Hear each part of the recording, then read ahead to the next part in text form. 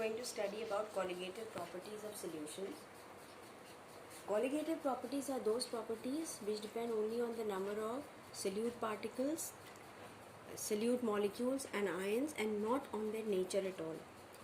Now, colligative properties are four of them. First, relative lowering of vapor pressure. Second, elevation in boiling point. Third, depression in freezing point, and osmotic pressure. Now, first of all, we will study about relative lowering of vapor pressure. In my previous videos, I had explained it to you what is vapor pressure. When a non-volatile solute is added to a pure solvent, the vapor pressure of the resultant solution is less than vapor pressure of the pure component. Vapor pressure of the pure component was P0 and vapor pressure of the solution was PS. So, the decrease in vapor pressure is P0 minus PS. This is known as lowering of vapor pressure. When it is written with respect to the pure solvent, it becomes relative lowering of vapor pressure. P0 minus PS upon P0 is equal to XB. XB is mole fraction of the non-volatile solute which we had added to the solvent to prepare the solution. Then P0 minus PS upon P0 is also equal to, this mole fraction of B can also be written as number of moles of B upon number of moles of A component plus number of moles of B component.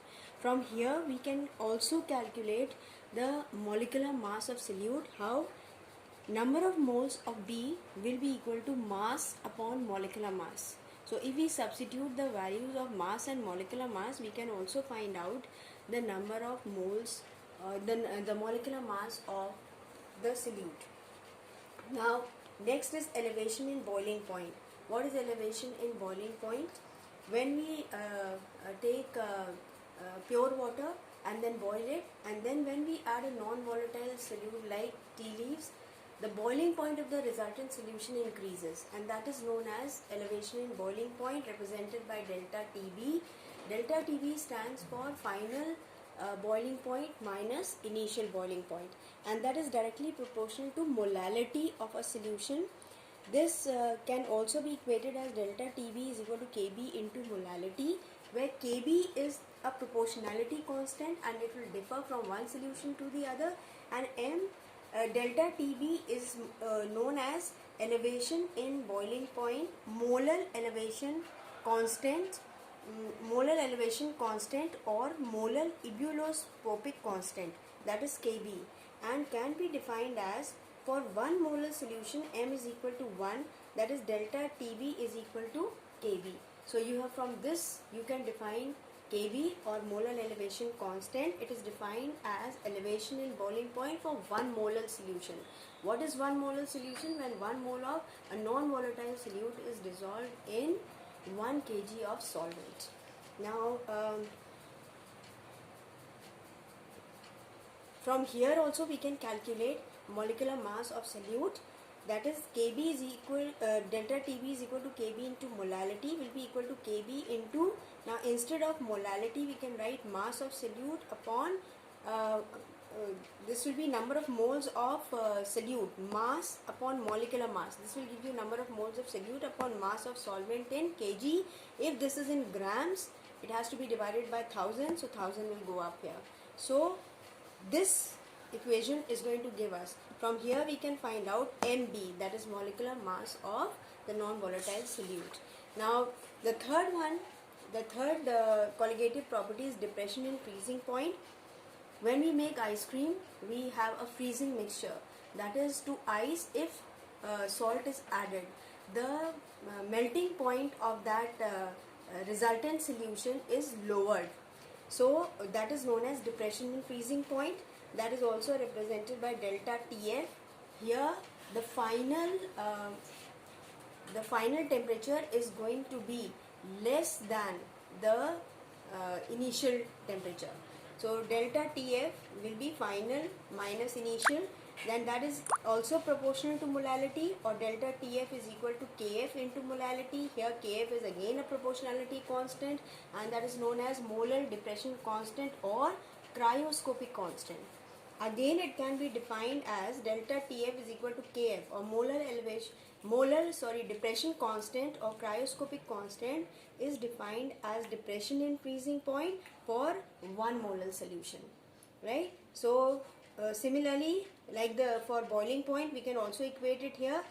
M will be equal to mass upon molecular mass. This is number of moles of solute into divided by mass of solvent in kgs. So this is 1000 means it is divided by it is converted into kgs. Now if it is directly given into kgs, we will not be using the 1000. Now molecular mass of the solute will be equal to kf into weight of solute, right, into weight of solvent into 1000 upon weight of solute into delta TF. Now the last colligative property is osmotic pressure. What is osmosis?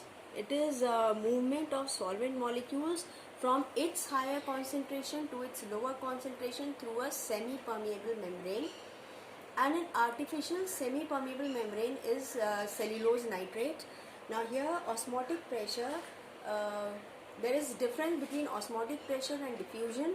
Diffusion is without the semi-permeable membrane, and osmosis is in the presence of semi-permeable membrane.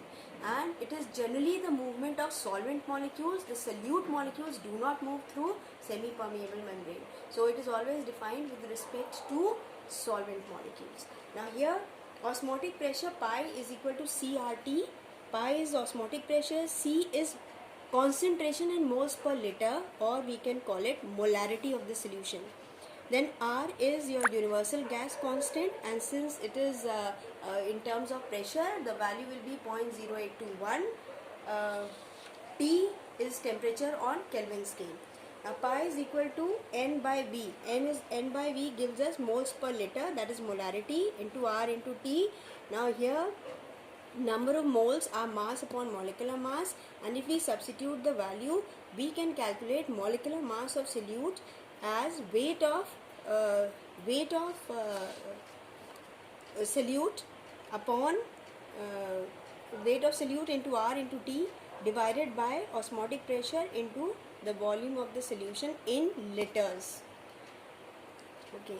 Now osmotic pressure is taken as the best method for measuring for finding out the molecular mass of macromolecules like polymers, like biomolecules, large size molecules, because first of all osmotic pressure can be measured at room temperature. Then for certain molecules, the change, depression in freezing point or elevation in boiling point is very, very small. So osmotic pressure can be measured in a measurable quantity. That means comparatively the value is larger and it can be measured at room temperature. This is the advantage of finding out the molecular mass of the solute with the help of osmotic pressure.